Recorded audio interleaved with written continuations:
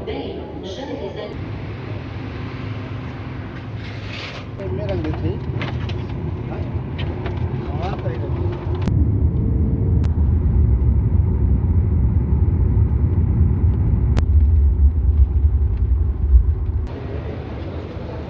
में ले मतलब ये तो कर दो मैसेज मोबाईलवरती अलर्ट आला भाई कुछ भी हो सकता है man.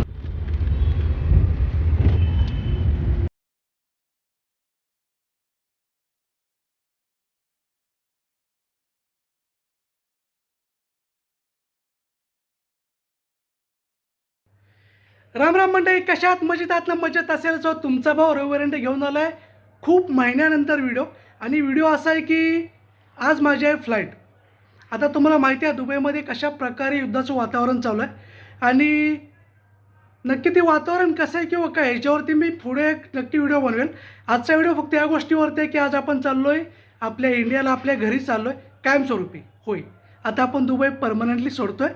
त्याच्यामागे सुद्धा काही पर्सनल रिझन नाही, ते तुम्हाला वेळोवेळी मी सांगत राहील. आपण आता इथून पुढे डेली ब्लॉग्स करण्याचा प्रयत्न करू. मिनी ब्लॉग्स करेल आणि वीकली 2 असे व्हिडिओ असतील जे आपण लॉंग व्हिडिओ बनवू. आजचा व्हिडिओ स्पेशल याच्यावरती आहे की आज आपण निघालो आहे घरी आणि माझी बॅग वगैरे पॅक केले आहे आणि आज माझी फ्लाईट आहे. आता फ्लाईटचं पण सांगतो तुला. मी एअरपोर्टला गेलो ना, मी वेळ काढून तुम्हाला डिटेल्समध्ये सांगेल की काय सीन झाला होता.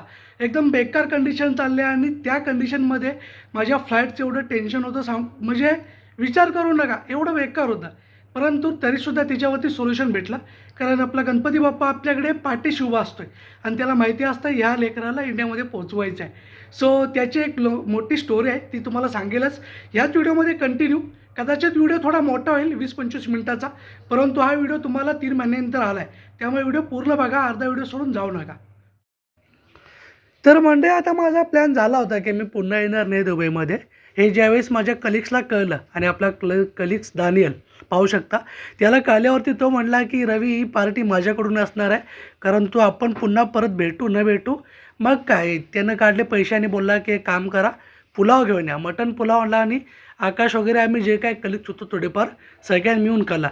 पुलाव म्हणजे दुबईमध्ये खरं सांगू काय, कमी पैशामध्ये जर तुम्हाला एक चांगल्या गोष्टीचा आनंद जर घ्यायचा असेल ना, तर ते म्हणजे पुलाव. मस्त मटन पुलाव असतो आहे, 10 दिरहमला भेटतो आणि एक नंबर क्वांटिटी भेटते आणि क्वालिटी पण जसं आपलं हॉटेल भाग्यश्रीमध्ये भेटते क्वालिटी लाईक दॅस. तर मस्त पुलाव वगैरे खाला. पुलाव खाऊन झाल्यावरती आता म्हटलं चला बॅग वगैरे पॅक करूया. बॅग वगैरे पॅक केली. आता आपण थोड्या वेळाने एअरपोर्टला निघणार आहोत. पाहुणं आता तयार झालेलो आहे मी, तुम्ही पाहिलं असेल, मी तुम्हाला दाखवलं. मस्त जेवलो आहे. आता जेवून झाले तर गाडी मागवले, गाडीमध्ये बसायचं आणि थेट निघायचं एअरपोर्टला.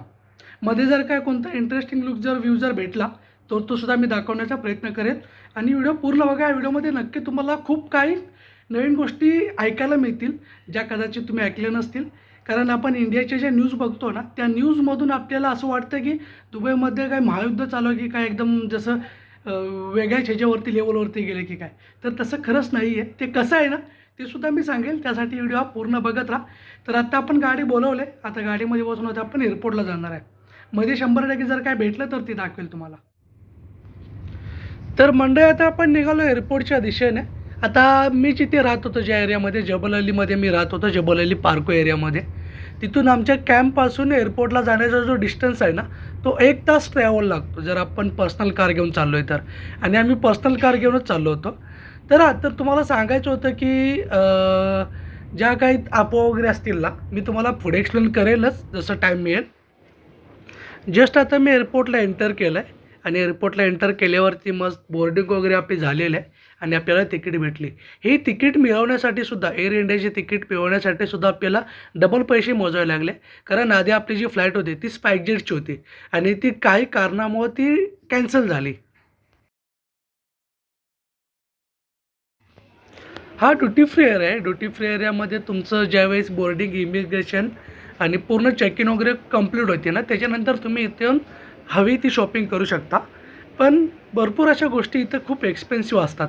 आता पाहू शकता, मी एक केक घेतला होता खायला, कारण म्हटलं थोडेफार स्नॅक्स घेऊया, कारण माझी जी फ्लाईट होती ती 1 तास डिले झाली होती. तर मी स्नॅक्स घेतली होती, फक्त 5 दिरहमची होती. म्हणजे किती महाग आहे पहा. तर आता वेळ झालेली आहे. आता आपण ज्या वेळेची वाट बघत होतो की आपण फ्लाईटमध्ये कधी जाणार, फायनली फ्लाईट झाली.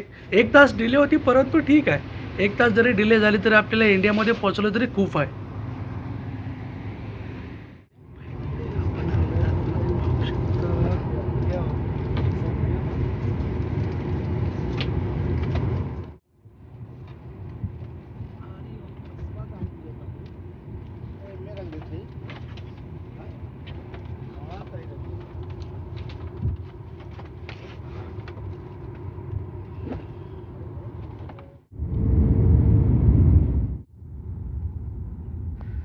जशी अनाउन्समेंट झाली ना की आता मुंबईमध्ये आपण लँड होणार आहोत करून, तो आवाज ऐकल्यावरती मनामध्ये एवढा आनंद झाला की एवढा आनंद झाला की असं वाटत होतं की किती सांगू. कारण खरंच दुबईमध्ये जे कंडिशन सध्या चालू होतं ना, जरी 10% जरी असेल तरी ते एक भीतीचं वातावरण होतं. त्यामुळे भीती वाटायची की घरी गेलं पाहिजे. आणि तसं पण मी कॅन्सल केलं होतं. सो मला घरी येणंच होतं, परंतु तिकीट भेटत नव्हती. आणि फायनली आपल्याला स्पाइसजेटची भेटली होती, परंतु ती नंतर ऐन वेळेस कॅन्सल झाली. मग मी इमर्जन्सीमध्ये एअर इंडिया एक्सप्रेसची काढली आणि ती भेटली. आणि त्याच्या ह्यानं आपण आता इंडियामध्ये परतलो आहे. मुंबईमध्ये आता आपण लँड होण्याच्या वरती आलो आहे. आणि खरंच खूप म्हणजे खूप भारी वाटते. असं वाटतं आता चला लँड झालं, आता मस्त पूर्ण चेकिंग वगैरे पूर्ण असेल ते एक्झिट करू आणि घरी जावं एकदाचं.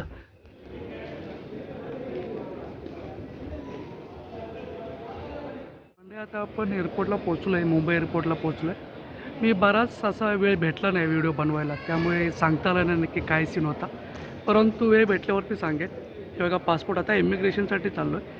इमिग्रेशन झालं की बाहेर झाल्यावरती आपले भाऊबंद आपली वाट बघतायत, आपल्याला ते घ्यायला आले, त्यांच्याकडे आपण भेटू. त्याच्या अगोदर जर मला वेळ भेटला आतमध्ये असता वेळेस तर मी तुम्हाला नक्की सांगेन. ह्या बेल्टवरती येऊन थांबल्यावरती ना एवढं हे किती असं वाट बघायला लागते, जसं आपण एखाद्या व्यक्तीची वाट बघतो. कारण जोपर्यंत तुमची बॅग मिळत नाही तुम्हाला, जोपर्यंत तुमची बॅग येत नाही तोपर्यंत तुम्ही इथून बाहेर जाणार नाही.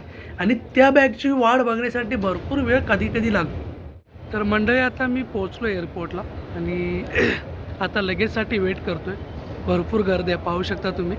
अजून लगेज भेटलेलं नाही, कारण ते यायला टाईम लागतो. म्हटलं ठीक आहे, थोडा वेळ टाईम आहे तर तुमच्यासोबत बोलूया. तर विषय कसा आहे माहिती आहे काय, लोक जे बोलतात ना की दुबईमध्ये युद्धाचं वातावरण आहे किंवा काय, तर म्हणजे आहे असं नाही असं नाही, परंतु एक नाही बोलतो आपण 25-30% फक्त ते तसं वातावरण होतं की युद्ध होतं की काय. कारण स्वतः डोळ्यानं पाहिलं आम्ही, ते ड्रोन येत होते, फुटत होते, प्लस ते मिसाईल वगैरे. तर ते पाहिलं होतं ते मी सुद्धा पाहिलं होतं, कारण आमच्या एक्झॅक्टली बाजूलाच झालं होतं. परंतु कसं असते माहिती आहे का, सर्वच आपण सांगत नसतो ना घरच्यांना की हे होतं आहे किंवा ते होतं आहे. आता आपल्या इंडिया न्यूजमध्ये काय चाललं आहे की बुर्ज खलिफा पडली, बुर्ज खलिफावरती मिसाईल पडली किंवा काय व्हॉटएव्हर, म्हणजे जी न्यूज असेल ना 10% तिला 100% करून पूर्ण म्हणजे एकदम तिला एकदम हायलाईट करून हे केली जाते. तर तसं काही नव्हतं एवढं. आता तुम्ही बोलाल की मग तू का दुबईतून परत आला, तर मी परत येण्याचं कारण कसं आहे, मी माझ्या कंपनीमध्ये रिझाईन दिली होती, कॅन्सल मारलं होतं, त्यामुळे मला येणं भागच होतं. आणि माझ्याकडे जो ग्रेस पिरियड होता तो 18 तारखेपर्यंत होता आणि माझं ऑलरेडी सेटलमेंट वगैरे सगळं झालं होतं. सो मी लवकर निघालो. आणि बाय चान्स म्हणजे असंच झालं की तिकडे वॉरचं जे काय चालू होतं आणि त्याच पिरियडमध्ये आपल्याला यावं लागले. 2022पासून ते 2026पर्यंतचा आपला जो दुबईचा जो प्रवास होता तो आज खऱ्या अर्थाने संपला. कारण आता मी फुल अँड फायनल आलो आहे, म्हणजे मी पुन्हा जाणार नाही आहे दुबईला, त्या हिशोबाने मी आलो आहे. सो गेली 4 वर्ष आपण कंटिन्यू दुबईमध्ये जॉब केला आणि दुबईने भरपूर काय दिलं. सांगायचा उद्देश हाच आहे की आपण घरच्यांपासून थोडं दूर राहतो ना, फॅमिलीपासून दूर, त्याच्यानंतर आपण काय असे जे टाईम असतात तो आपण गमावतो, परंतु काही चांगल्या गोष्टीसुद्धा मिळवतो. त्यातल्या बऱ्याच गोष्टी आहेत ज्या मी मिळवल्या दुबईत राहूनसुद्धा. कारण काही गोष्टी असतात ज्या फक्त आपल्याला फॅमिलीपासून दूर राहिल्यावरतीच त्या मिळवणं पॉसिबल असतं आणि ते मला झालं. सो दुबईनं दिलं, बऱ्यापैकी दिलं. आणि दुबईतून मी अशा कंडिशनमध्ये बाहेर आलो आहे तिथून की जिथे युद्ध वगैरे असे जे काही चाललं आहे त्या सिच्युएशनमधून मी आता खरंच बाहेर पडलो इथे. आणि मुंबईला आल्यावरती एकदम बोलतो ना राहत की सास.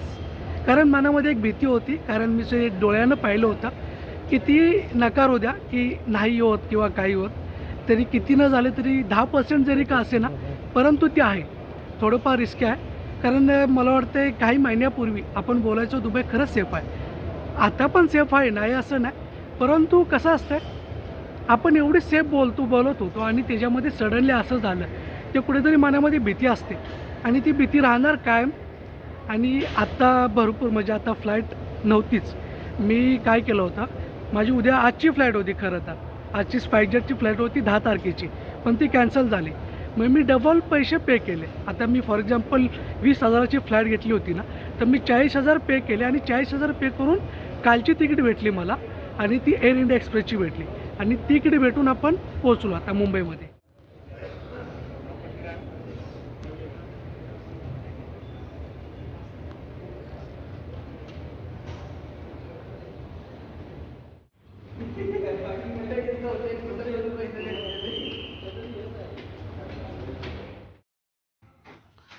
मुंबईचा रिक्षाचा प्रवास असो, टॅक्सीचा प्रवास असो किंवा ट्रेनचा असो, हे जे प्रवास आहेत ना, ते प्रवास अनुभवाची वेगळीच मजा असते. कारण आता आपण ज्यावेळेस बाहेरच्या कंट्रीमध्ये असतो ना, त्यावेळेस तुम्हाला रिक्षा अशी गोष्ट पाहायला भेटत नाही. दुबईमध्ये तर नाहीच म्हणा. परंतु ज्यावेळेस आपल्या ह्याच्यामध्ये येतो आणि ती रिक्षा जे चालवतात ना लोकं, हे असं इकडं-तिकडं जे कट मारतात, म्हणजे अमेझिंग. ते एक वेगळंच टॅलेंट आहे रिक्षावाल्यांकडे.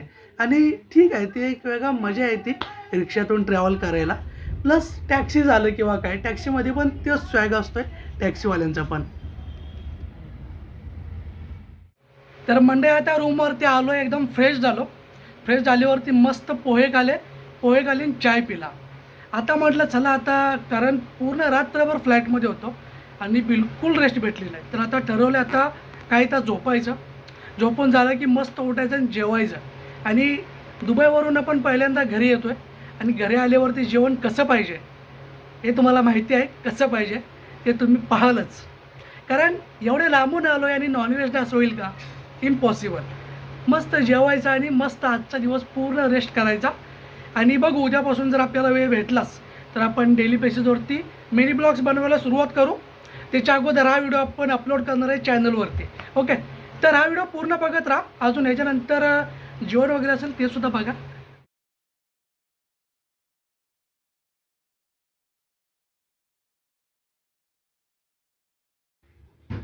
हे आपले भाऊ मंडळी आलेत आपल्याला भेटायला आणि मजा येते खरंच. तर मंडळी एकंदरीत एवढ्याशा व्हिडिओमध्ये होतं की आपण दुबईवरून इंडियामध्ये येण्याचा जो काय प्रवास होता तो दाखवण्याचा प्रयत्न केला होता. आणि मला प्लस तुम्हाला सांगायचं होतं की दुबईची सिच्युएशन कशी आहे. कारण आपण न्यूजला बघतो त्याच्या विपरीत काहीतरी दुबईमध्ये आणि त्याच्या पाठी रिॲलिटी काहीतरी वेगळाच आहे. तर मला वाटलं की तो तुम्हाला रिॲलिटी चेक द्यावा, जेणेकरून तुम्हाला समजेल की दुबईमध्ये सध्या कंडिशन कशी आहे. जर तुम्ही आपल्या चॅनलवर नवीन असेल, चॅनलवर सबस्क्राईब नसेल केलं तर करून ठेवा. कारण आता इथून पुढे आपण आता वेळ काढून मिनी ब्लॉग्स असतील किंवा लॉंग व्हिडिओ असतील ते आपण बनवण्याचा प्रयत्न करू. भेटू अशाच एका नवीन व्हिडिओ. तोपर्यंत थँक यू सो मच.